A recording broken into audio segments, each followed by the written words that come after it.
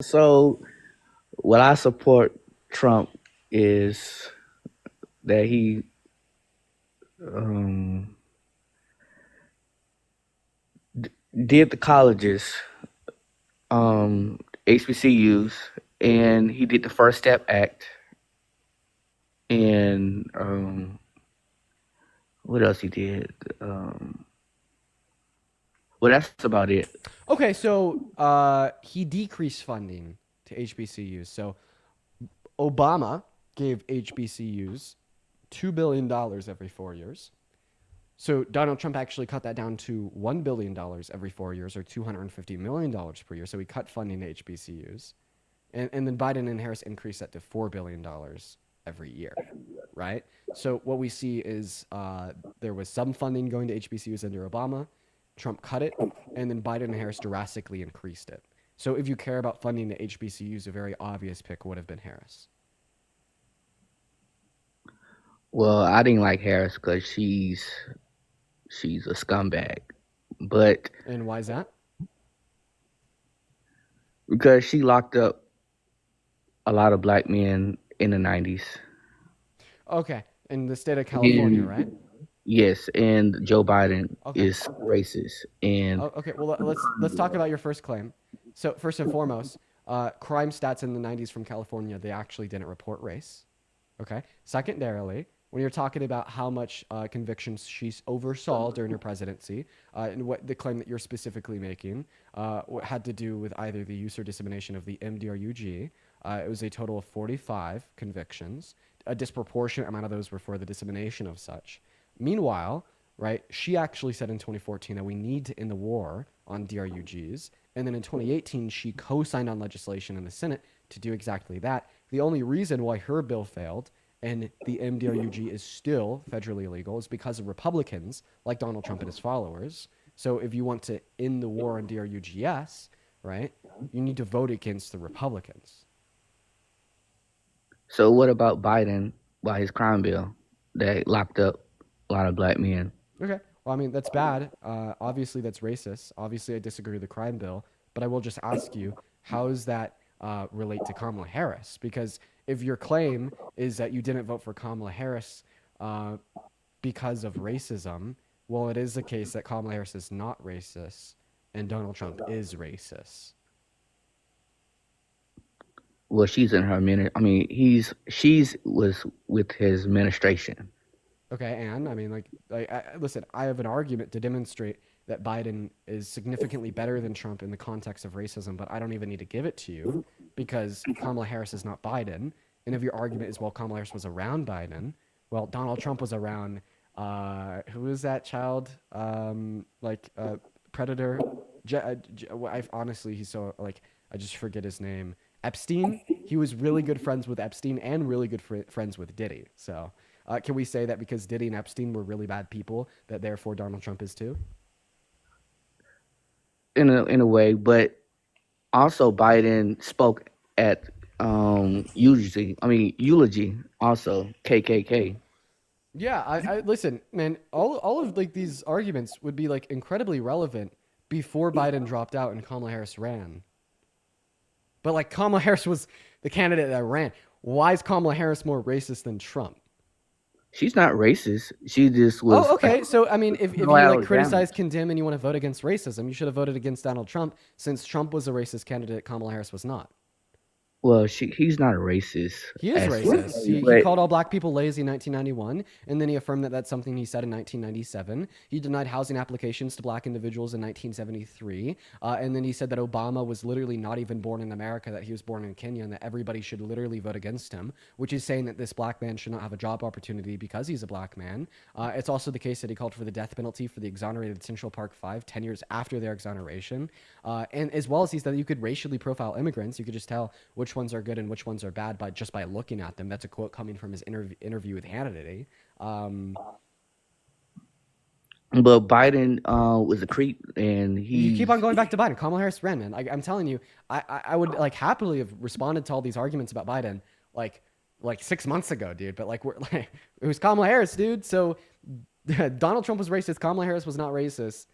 Then you also said that Donald Trump wasn't racist. So Do people that aren't racist just unapologetically be racist for half their life and then continue their No, racism today? he has the right to change his mind.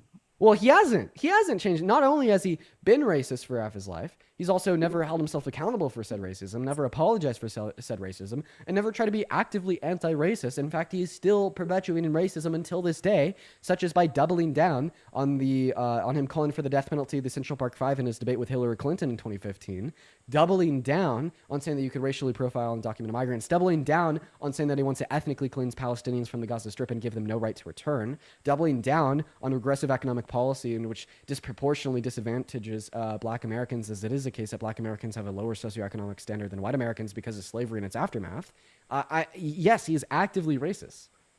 Yeah, and if I could jump in here, this is kind of the reason why I support Trump. I love Trump. I love racism. W Trump. This is all W Trump. Like, I don't see what the problem is here. 1,000-year Trumpenreich. Trump will be reelected. Go ahead, Ashton. He just wants attention. So we're just not going to give it to him. So Chat, I'm being so seriously. Like, people like that, like they're just seeking attention.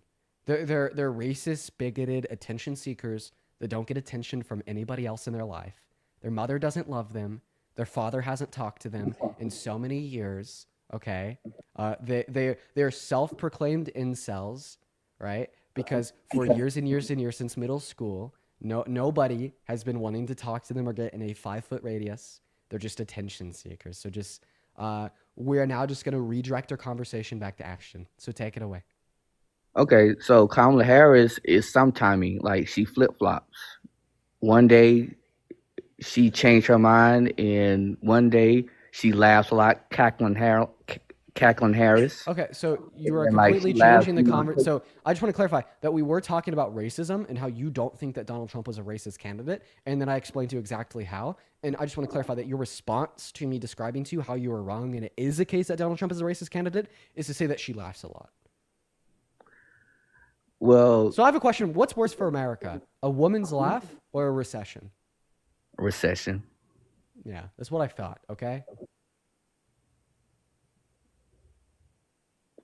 Well, I have a lot to say, but I'm not gonna say it. But Why not? Why not? You have a mic. Why don't you say it? I just feel that a woman shouldn't lead the country, and a man should lead the country. Are you ready to just see like the most beautiful thing ever? I guess. Great, because I'm excited for this. Oh my God, watch this. Why are men better at leading than women? Because in the Bible it says, it's just a man should lead, and a wife should just do wifely duties and follow. Great. Well, in the Bible, it also says that slavery is okay in Leviticus 25:44 through 46, but that's neither here nor there, assuming the Bible's accurate, and there is a God that designed men to be better at leading than women, right? And he makes that clear to you through his testimony inside of the Christian Bible. That must mean that he designed men and women differently, all right? He created men with different biology, neuroanatomy, personalities, etc., compared to women that make men the better leaders. So what are the relevant differences between men and women that makes men better at leading than women? Can you repeat that one more time? Sure, of course. You're saying that the Bible says so. Okay, let's accept that. Let's accept that the Bible says that men are better at leading than women, and let's accept that the Christian God does exist, and that the Christian God designed men to be better at leading than women. What does this tell us? That God must have designed men differently than women to make them better at leading. So what are the differences in the quote-unquote design of men and women that make men better at leading? Because it's just natural for a man to lead, and Right. Well, a the woman question should is why. support. The question is why. What are the biological differences between men and women that make men naturally predisposed to being better at leadership? Because they're stronger and they talk better, and they're just,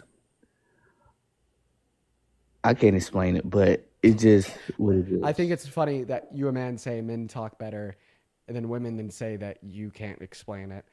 But going off of your first point that men are stronger than women, I don't think that physical strength has anything to do with leadership ability. And I'll demonstrate this to you. I have a question. Who's the leader, the football coach or the football players? Can you repeat that one more time? Who's the leader, the football coach or the players? Well, the football coach, And who's physically stronger? the football players, And who's the leader, the president or the Secret Service? the Secret Service, No, the president is the leader. And who's stronger?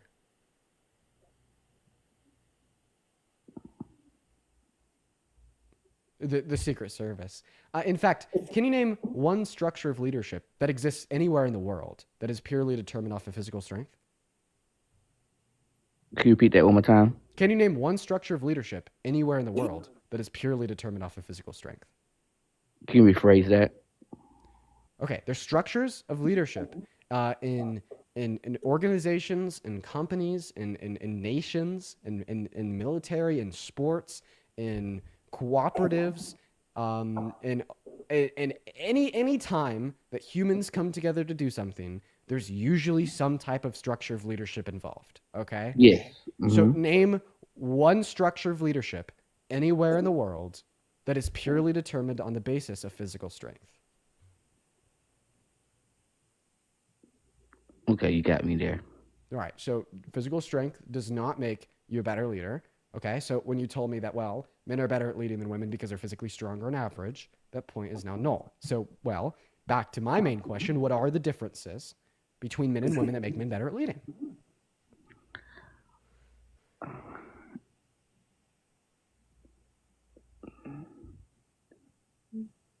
I can't answer that.